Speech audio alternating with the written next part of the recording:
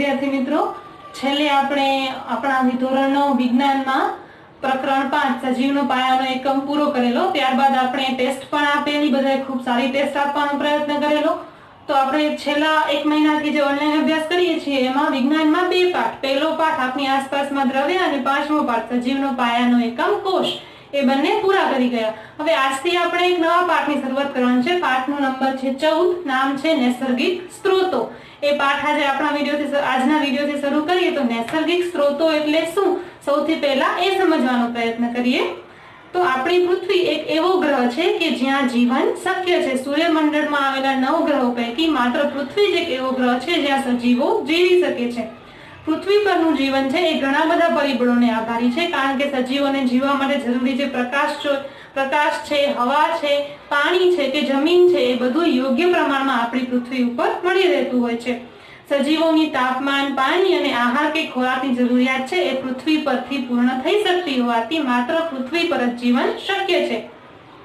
बधा प्रकारना सजीवोनी मूलभूत आवश्यकताओनी पूर्ति करवा माटे सूर्यमांथी ऊर्जा अने पृथ्वी पर आवेला स्त्रोतोनी आवश्यकता होय छे। तो पृथ्वी पर एवा कया स्त्रोतो छे के जे सजीवोना जीवन माटे अत्यंत आवश्यक छे? तो आ स्त्रोतो पैकी भूमि, पाणी अने हवा, आ त्रणेय वस्तुओथी आपणे वाकेफ छीए। पृथ्वीना सौथी बहारना कवचने आपणे मृदावरण तरीके ओळखता होईए छीए। पृथ्वीनो गोळो केवो छे एनो अभ्यास आपणे करी गया छीए। तो ए पृथ्वीना गोळानुं सौथी बहारनुं आवरण छे तेने आपणे सौ मृदावरण तरीके ओळखता होईए छीए। पृथ्वीना 75% भाग पर पाणी आवेलुं छे, ते भूगर्भीय पाणीना रूपमां पण होई शके छे। आपणे जाणीए छीए के पृथ्वी पर मोटा प्रमाणमां तळाव छे, सरोवर छे, झरણા छे, नदीओ आवेली छे। ए उपरांत पृथ्वीनी पेटाळनी अंदर पण भूगर्भ जळ आवेलुं होय छे। आ समग्र आवरणने जलावरण तरीके ओळखवामां आवे छे। हवा के वायु के जे समग्र पृथ्वी छे एने कामड़ानी जेम ढांके छे तेने आपणे वायु आवरण एटले के वातावरण तरीके ओळखता होईए छीए। आपणे 3 मुख्य आवरणोनी वात करी। जे पृथ्वी छे एनुं सौथी बहारनुं कवच मृदावरण, ज्यां पाणी रहेલું છે, જે ભૂગર્ભમાં છે કે જમીન પર છે એ સમગ્રને કહેવાય જલાવરણ, અને આપણા આસપાસ રહેલી હવા કે જે આપણને સૂર્યના કિરણોથી બચાવે છે અને સમગ્ર પૃથ્વીને કામણાની જેમ ઢાંકે છે તેને આપણે વાયુ આવરણ કે વાતાવરણ કહેતા હોઈએ છીએ। જીવનને આશ્રય આપવાવાળી પૃથ્વીના ગાઢ આવરણો કે વાયુ आवरण, मृदावरण તેમજ જલાવરણ એકબીજા સાથે ભળી જઈને જીવનને શક્ય બનાવે છે। આ ત્રણેય આવરણ પૈકી કોઈ એક આવરણની પણ ખામી હોય તો જીવન જીવવું શક્ય રહેતું નથી। આ ત્રણેય આવરણો છે એ સાથે મળી અને પૃથ્વી પર જીવન જીવવું શક્ય બનાવે છે। સજીવ જીવાવરણના જૈવિક ઘટક બનાવે છે। હવે વાત કરીએ જીવાવરણ શું છે। પૃથ્વી પર રહેતા જે સજીવો છે એમાં રહેલા જે જૈવિક ઘટકો છે એ બધા ભેગા મળીને જીવાવરણ બનાવે છે। વાયુ, जल અને જમીન જીવનના નિર્જીવ ઘટકો છે અને એના સિવાયના સજીવ ઘટકો છે એ જીવાવરણ છે। ચાલો હવે અજૈવિક ઘટકો છે જેમ કે ભૂમિ છે, હવા છે કે પાણી છે એ મનુષ્યના જીવનમાં કઈ રીતે આવશ્યક છે તેનો આપણે એક એક કરીને અભ્યાસ કરીએ। તો સૌથી પહેલો પોઈન્ટ છે જીવનનો શ્વાસ, હવા। આપણે શ્વાસમાં હવા લઈએ છીએ। આપણા સિવાય પૃથ્વી પર રહેતો દરેકે દરેક સજીવ શ્વસન માટે હવાનો ઉપયોગ કરે છે। તો આ હવા છે એ આપણને કઈ રીતે ઉપયોગી છે અને શા માટે આપણા જીવન માટે અત્યંત જરૂરી છે એની પણ વાત કરીએ। तो पहला प्रकार में हवाना घटकों विषे अभ्यास करी गया छे। ज्यारे आपणे आपणी आसपासमां द्रव्य एकम मळ्या तेमां हवामां कया घटको आवेला छे आपणे जोयेलुं। तो हवामां ऑक्सिजन छे, कार्बन डाइऑक्साइड छे, नाइट्रोजन छे, एवा विविध प्रकारना घटकोथी हवा बनेली होय छे। ए सिवाय नाना रजकणो छे के पाणीनी बाष्प, जे पाणी छे वायु स्वरूपे उडी अने हवा साथे भळे छे, ए पण हवानो मुख्य घटक छे। पृथ्वी परनी हवामां घटको पृथ्वी परना जीवनने परिणामे छे। जे हवामां आवेला घटको छे एना कारणे पृथ्वी पर जीवन शक्य बने छे। शुक्र अने मंगळ जेवा ग्रहो छे त्यां आ प्रकारनुं वातावरण, आ प्रकारनी हवा आवेली होती नथी, माटे त्यां जीवन शक्य बनतुं नथी। वातावरणनो मुख्य घटक कार्बन डाइऑक्साइड होय छे। क्यां आपणे वात करीए छीए अत्यारे शुक्र अने मंगळ ग्रहनी। आपणे अहींया जोयुं के आपणा वातावरणमां मोटा प्रमाणमां नाइट्रोजन छे, ऑक्सिजन छे અને खूब अल्प मात्रामां कार्बन डाइऑक्साइड छे, माटे अहींया सजीवोनुं जीवन शक्य छे। पण शुक्र अने मंगळ ग्रहो छे त्यां आ जीवन शक्य નથી, કારણ કે ત્યાંના વાતાવરણમાં ત્યાંની હવામાં મોટા ભાગમાં કાર્બન ડાયોક્સાઇડ રહેલું હોય છે।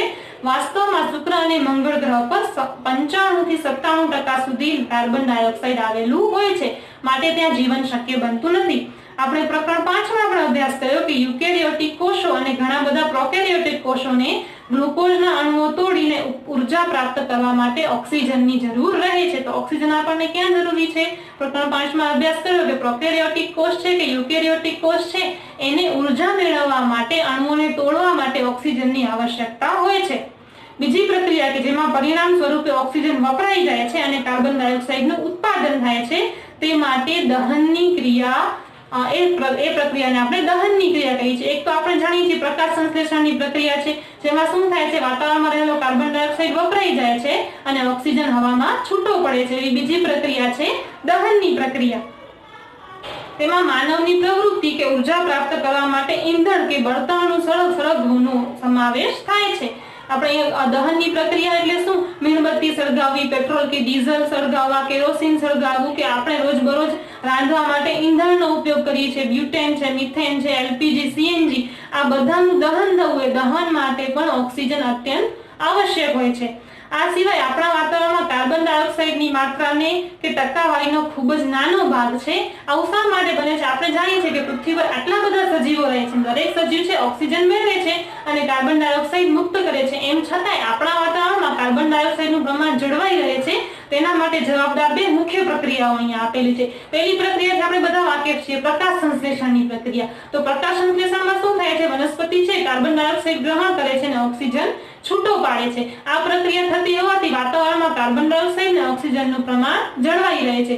બીજી પ્રક્રિયા છે એ જે જલીય સજીવો છે એટલે કે દરિયાની અંદર રહેતા સજીવો છે એમના શરીરનું કવચ છે એ કાર્બોનેટનું બનેલું છે. આપણે બધા જાણીએ છીએ કે જ્યારે આપણે દરિયા કિનારે જઈએ તો શંખ અને છીપ આપણને જોવા મળે છે. તો એ શંખ અને છીપ ખરેખરમાં શું છે? જે દરિયાઈ સજીવો છે એમના શરીરનું કવચ છે અને એ કવચ છે એ કાર્બોનેટનું બનેલું હોય છે. અને કાર્બોનેટ ક્યાંથી બને છે? હવામાં રહેલા કાર્બન ડાયોક્સાઇડનો ઉપયોગ કરી અને એ સજીવો પોતાના શરીરના રક્ષણ માટે કાર્બોનેટનું કવચ બનાવતા હોય છે. તો આ પ્રકાશ સંશ્લેષણ અને કાર્બોનેટના કવચ બનાવવાની પ્રક્રિયાના કારણે વાતાવરણમાં છે કાર્બન ડાયોક્સાઇડનું પ્રમાણ છે એની ટકાવારી છે જળવાઈ રહે છે. આબોહવા નિયંત્રણમાં વાતાવરણની ભૂમિકા. હવે આબોહવા શું છે, એના નિયંત્રણમાં વાતાવરણ કઈ રીતે ભૂમિકા ભજવે છે એની પણ આપણને ચર્ચા કરવાની છે. તો વાતાવરણ પૃથ્વીને ચાદર કે કામણાની જેમ ઢાંકે છે. આપણે જાણીએ છીએ કે હવા એ ઉષ્માની મંદવાહક છે. હવા એ ઉષ્માની મંદવાહક છે એટલે શું? હવાના વાહકો વિશે આપણે જાણીએ છીએ કે જ્યાંથી ઉષ્માનું વહન થઈ શકે એને આપણે ઉષ્માના વાહકો અથવા સુવાહકો કહીએ છીએ. એમાં આપણે ઉદાહરણ તરીકે લોખંડ છે કે સ્ટીલ છે એની વસ્તુ લઈએ છીએ. ઉષ્માના અવાહક એટલે કે એવા પદાર્થો કે જ્યાં ઉષ્માનું વહન બિલકુલ શક્ય બનતું નથી, એમાં આપણે પ્લાસ્ટિકની વસ્તુઓનો ઉપયોગ કરતા હોઈએ છીએ. પણ અહીં વાત છે ઉષ્માના મંદવાહકની એટલે કે ધીમે ધીમે ઉષ્માનું મંદ રીતે મંદ ગતિએ વહન થવું. તો હવા છે એ ઉષ્માની મંદવાહક છે.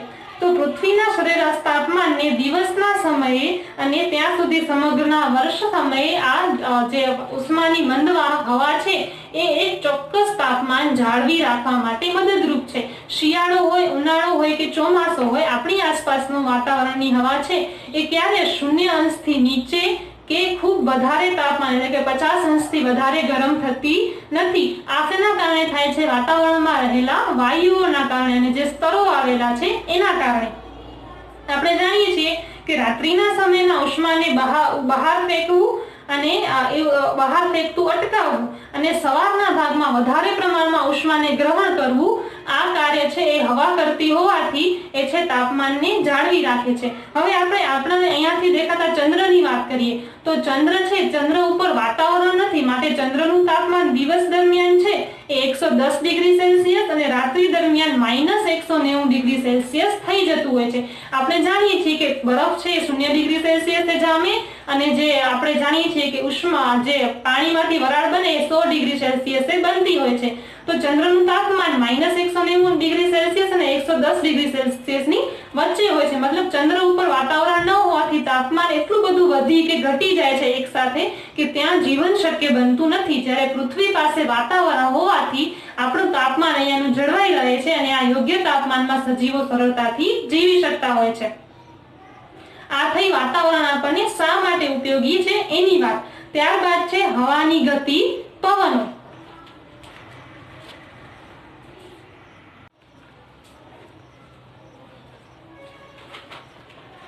હવાની ગતિ, પવનો શું છે એની આપણે ચર્ચા કરીએ।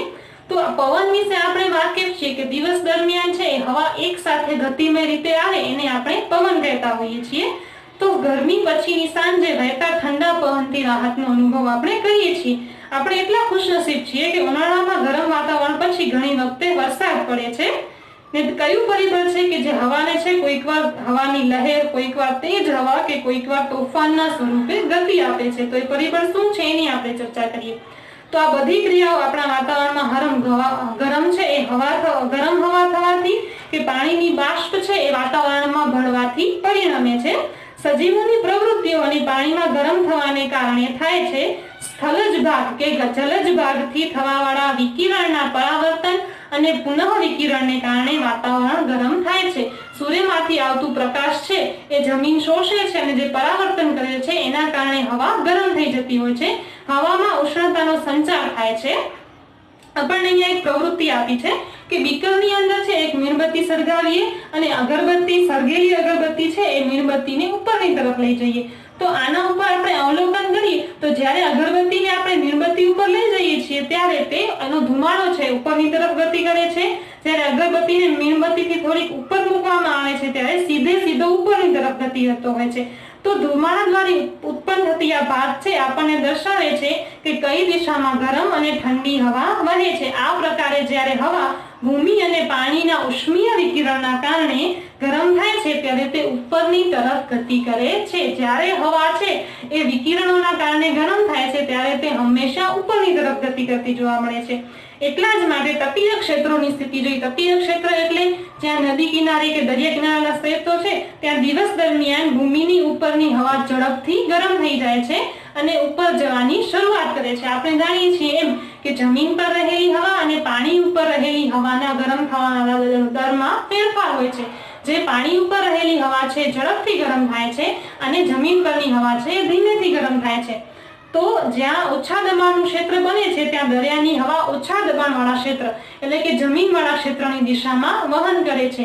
આ જે પાણીવાળું ક્ષેત્ર છે ત્યાંથી જમીનવાળા ક્ષેત્ર તરફ જે હવાનું વહન થાય છે એના કારણે પવનો ઉત્પન્ન થાય છે।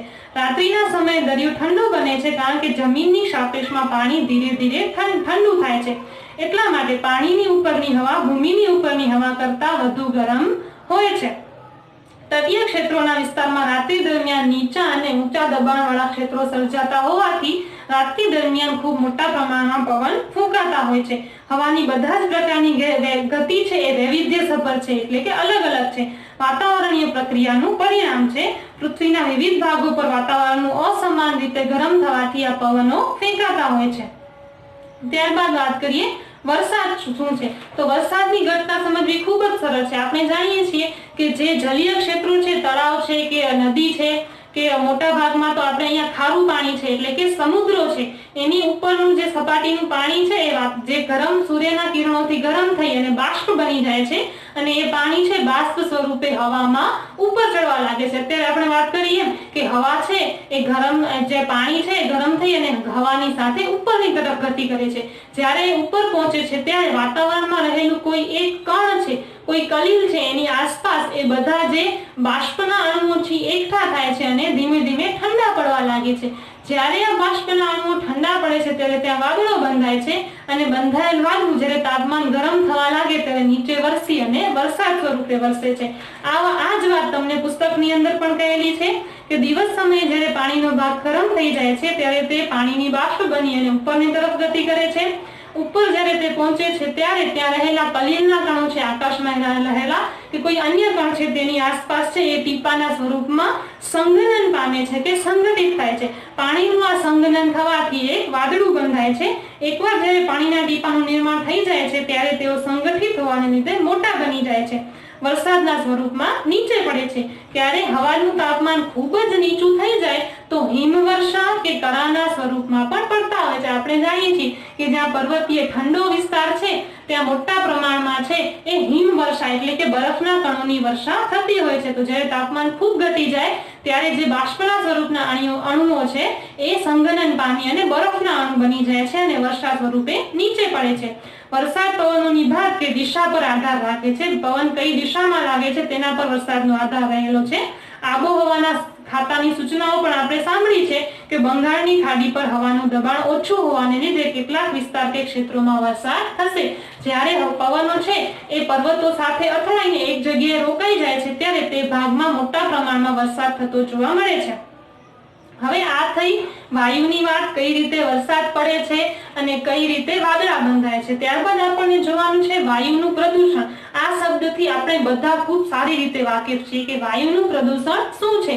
વારંવાર સમાચારોમાં, ન્યૂઝપેપરમાં આપણે વાંચતા હોઈએ છીએ, આજકાલ સોશિયલ મીડિયા પર પણ ખૂબ સારી રીતે દર્શાવાયેલું છે કે વાયુનું પ્રદૂષણ શું છે કે નાઇટ્રોજન અને સલ્ફરના ઓક્સાઇડનું સ્તર વધી રહ્યું છે। લોકો દુઃખ વ્યક્ત કરે છે અને બાળપણથી અત્યાર સુધીની હવાની ગુણવત્તામાં ઘટાડો થયો છે, એટલે કે હવા ખરાબ થઈ ગઈ છે। તો આવું શા માટે થાય છે? અશ્મિ બળતણ જેવા કે કોલસો છે, પેટ્રોલિયમ એટલે કે પેટ્રોલ છે, ડીઝલ છે, આ બધાના ઉપયોગથી વાતાવરણમાં સલ્ફર ડાયોક્સાઇડ અને નાઇટ્રોજન ડાયોક્સાઇડ એટલે કે સલ્ફર અને નાઇટ્રોજનનું પ્રમાણ વધવા લાગ્યું છે। હવે આ સલ્ફર અને નાઇટ્રોજન જ્યારે હવામાં રહેલા ઓક્સિજન સાથે પ્રક્રિયા કરી અને ઓક્સાઇડ બનાવે છે અને ત્યારબાદ તે H2SO4 એટલે કે સલ્ફ્યુરિક એસિડ અને નાઇટ્રિક એસિડ બનાવે છે। હવામાં બનેલા આ સલ્ફ્યુરિક એસિડ કે નાઇટ્રિક એસિડ છે એ વરસાદના પાણી સાથે ભેગા થઈ અને જમીનમાં વરસાદ સ્વરૂપે પડે છે, જેને આપણે એસિડ વર્ષા તરીકે ઓળખતા હોઈએ છીએ। તમે પણ આ વાત ક્યાંક ને ક્યાંક સાંભળી હશે કે એસિડ વર્ષા થઈ। એસિડ વર્ષા એટલે શું કે આ પ્રદૂષણના કારણે હવામાં સલ્ફર ડાયોક્સાઇડ અને નાઇટ્રોજન ડાયોક્સાઇડ છે એ એસિડમાં પરિવર્તિત થઈ ગયા અને વરસાદની સાથે તે જમીન પર પડ્યા, તેને આપણે એસિડ વર્ષા તરીકે ઓળખતા હોઈએ છીએ। અશ્મિ બળતણનું દહન હવામાં નિલંબિત કણોની માત્રામાં પણ વધારો કરે છે। તે નિલંબિત કણો સળગ્યા વગરના કાર્બન પદાર્થ પણ હોઈ શકે છે, જેઓને હાઇડ્રોકાર્બન તરીકે ઓળખવામાં આવે છે। આ હાઇડ્રોકાર્બન છે એ શ્વાસમાં લેવાથી કેન્સર કે હૃદયરોગ જેવા રોગો થતા હોય છે। આપણા આ હાનિકારક પદાર્થોનો વધારો એને હવાનું પ્રદૂષણ કહે છે। એવા પદાર્થો કે જે સજીવોના જીવન માટે હાનિકારક છે એનો ઉમેરો જ્યારે હવાની અંદર કરવામાં થાય છે તો તેને આપણે હવાના પ્રદૂષણ તરીકે ઓળખતા હોઈએ છીએ।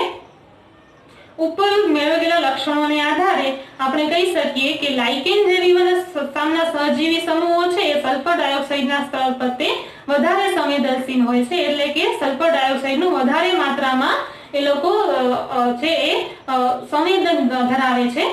મોટા ભાગના વૃક્ષોની છાલ પર પાતળા લીલા સફેદ રંગના સ્તરમાં રૂપાંતરિત થયેલા હોય છે। રોડની કિનારીએ કે દૂર પ્રદૂષણ ફેલાવનારા પદાર્થોના સ્તર વિશે આપણે વાત કરીએ તો મોટા પ્રમાણમાં આપણે જે પેટ્રોલ ડીઝલનો ઉપયોગ કરીએ છીએ એનાથી પણ વાતાવરણ પ્રદૂષિત થતું હોય છે। તો આજના વિડીયોમાં આપણે વાત કરીએ કે નૈસર્ગિક સ્ત્રોતો કયા કયા છે। એમાંનો પહેલો સ્ત્રોત જીવનનો શ્વાસ હવા। તો હવા શું છે, હવા શેની બનેલી છે અને હવા દ્વારા થતા પવનો આપણા માટે કે વરસાદ લાવવા માટે કઈ રીતે ઉપયોગી છે અને વરસાદ કઈ રીતે આવે છે। ત્યારબાદ એ મહત્વની જે હવા છે એ પ્રદૂષિત કઈ રીતે થાય છે તો એમાં આપણે એસિડ વર્ષાની વાત કરીએ તો આપણે સાંભળ્યું છે કે આપણી દેશની એક ઇમારત તાજમહેલ જે 7 અજાયબીઓની અંદર રહેલી છે એની નજીકમાં આવેલી એક ફેક્ટરી મોટા પ્રમાણમાં સલ્ફર અને નાઇટ્રોજનનું ઉત્પાદન કરતી હોવાથી તે જગ્યાએ મોટા પ્રમાણમાં એસિડ વર્ષા થાય છે અને આ એસિડ વર્ષાના કારણે જે સફેદ રંગનું તાજમહેલ છે એ ધીમે ધીમે પીળું બનવા લાગ્યું છે। તો એસિડ વર્ષા શું છે, એસિડ વર્ષાથી થતા નુકસાનો શું છે અને કાર્બનના અણુઓ જ્યારે વાતાવરણમાં વધી જાય છે ત્યારે તેનાથી આપણને કેન્સર કે હૃદય રોગની બીમારીઓ થતી હોય છે। તો જીવનનો શ્વાસ હવા અને વાયુ પ્રદૂષણ વિશે આપણે વાત કરી ગયા। આવતા વિડીયોની અંદર આપણે પાણી એક અદ્ભુત પ્રવાહી અને પાણીનું પ્રદૂષણ શું છે એની ચર્ચા કરીશું અને એના પછીના વિડીયોમાં આપણે અગાઉના પાઠ વિશે જોઈશું। Thank you.